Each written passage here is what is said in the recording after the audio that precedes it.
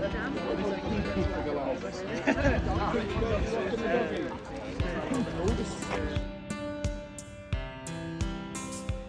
this walk has been held in loving memory of Danny and Mike, two people that meant a lot to everyone here for different reasons and lots of different stories and experiences. And for anyone else who you're walking for today, so whether you're here in grief, in solidarity or simply to support, you're so welcome here this morning. So we also want to acknowledge that those who survived suicidal thoughts or attempts and those who are still enduring the mental health challenges of today. Your strength is seen and your presence here is a powerful act of courage and hope. Memory, our only link. Whether we walked the woods or stage, and even if you didn't think of me, know with comfort and no blame I thought of you. I still do. The memories were real, tangible. A manifestation that says I'm still here. I'm always here. Yeah, back in the day I didn't actually know his real name. He was Biff to us. So he used to turn up. I was in a band called Apex Fracture, and he used to come down because he knew our guitarist, and the pair of them would just come up with the heaviest of heavy metal tracks they could play, and by that point I couldn't play a double kick, so I couldn't do any of the stuff that they wanted to play. I remember seeing him years later and thinking, is that Biff? And he was this big and this big.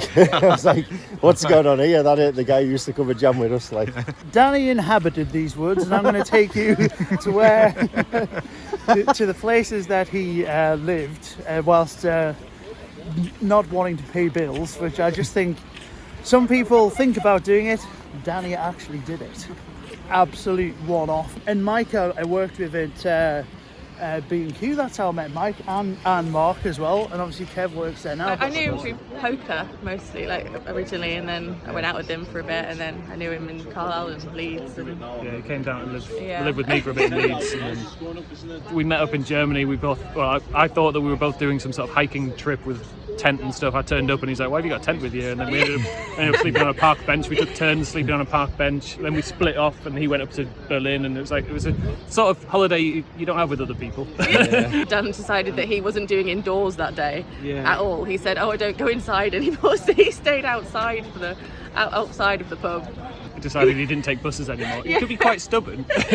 You've met Mike through me. Oh, that's right, yeah. So we were looking for a guitarist or something? Yeah, Mike, probably just through mutual friends, because of his wide knowledge of music. I think we clicked quite quickly. Same sense of humour and stuff.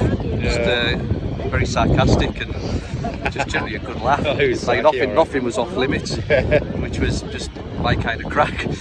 In the lanes in Carlisle, a bunch of grebos. I think that's where we met. Went to the wheel, went to the skate park. Always trying to slide middle finger in.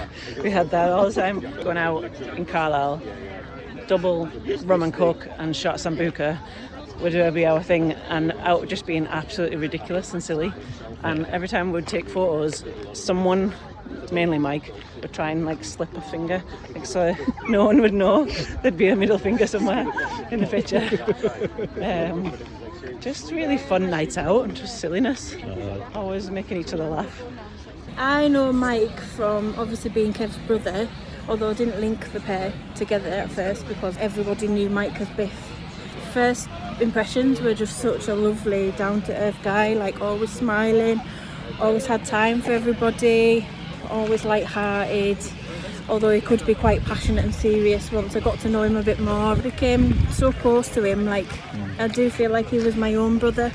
You could talk to Mike for hours and hours and hours. In fact, Kev used to say, have you come to see me or Mike?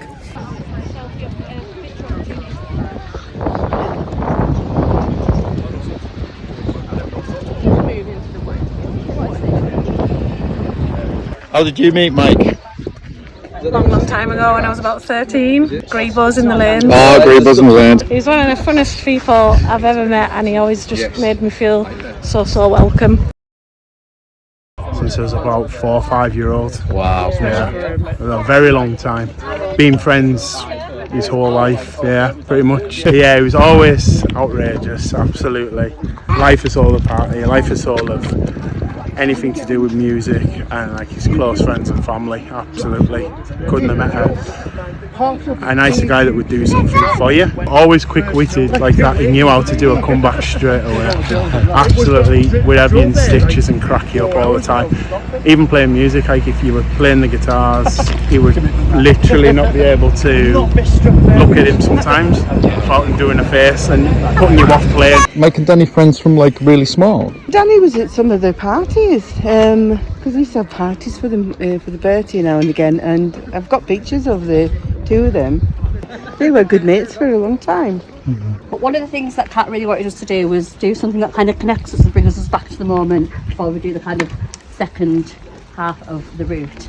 And we've done this before in a workshop that we did, and it's a bit cheesy, but I am the biggest fan of cheese. So what we're going to do is we're going to throw the yarn to each other, which is optimistic with a circle this size, and we're going to catch it and we'll wrap around our fingers, and then we're going to talk a little bit about what connects us to either the event today and why we're here, if we feel able to share, or the person that threw it to us, if there is a connection. You're going to be able to catch this or not? Are you ready? Hey, good job. So my name is Chloe, and my connection to you today was you read really well, by the way. What a good reader. You read the sign about a jet engine to me, didn't you, before? Go on. And what connects us is our friendship to Danny. My connection to Mark, we went to college together actually before I knew Danny. Camera guy. Okay. Here we go. How do I know James? Was it through an arter? Yeah.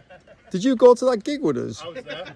I know Troy through Mike, through music and bands and whatnot and gigs. And we've been to Psychroptic. Oh hell! Yeah. Oh yeah! We're building the world's biggest cardigan. Just my size. Welcome all, and I'm glad you came. Thank you very much. I'm the manager here. I'm Ryan. Lovely to meet you, Ryan. Yeah, great. What a fantastic reason to get together. Good on you. Thank you so much. Yeah, but we lost Chris for the same reason not so long ago, so I just wondered. Yeah.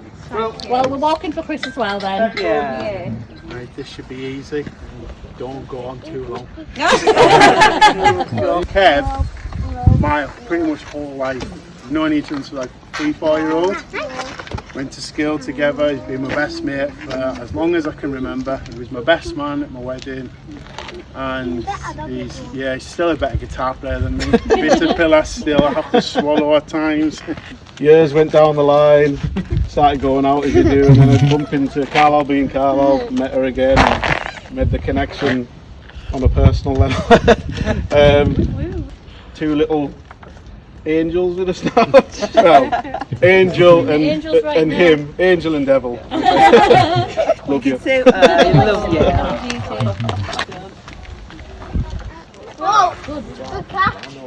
Sean is my absolute hero. I don't tell him enough.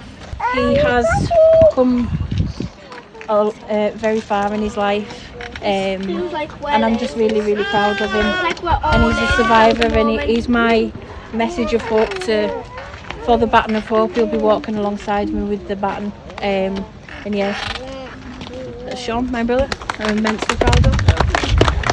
I tried to commit suicide, I don't mind saying, a couple of times. I was in hospital over it a few times, but now I've grew stronger. I'm now married, I live in Wetherill, got the kids, set up a limited company in my business, so I'm really happy. That dark time of my life's over, so I'm here for a bit of hope for anyone to say that people do survive. We're obviously here for the people that didn't, because there's a lot of people, it's not just Danny and Mike, I know a lot of people that have committed suicide, so hopefully this is walking as a message for, like you say, hope, for the Baton of Hope. Well done, mate. Cheers, mate. You look familiar, but I don't know if we've ever met before. Yeah. You look like someone else I know as well. I get that a lot. Yeah. But we've just met today for the first time. He seemed a nice guy. Thanks, mate. You too. Yeah. Maybe we can go for a drink later. Well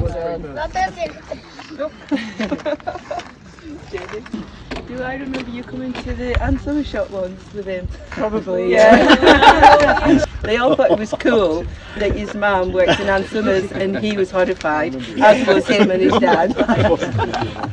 Probably should have made him go in just to get him embarrassed, to be fair. That could have been us, to be fair. I think I was there as well. Just anything to embarrass him. Marina, what was what? Hey.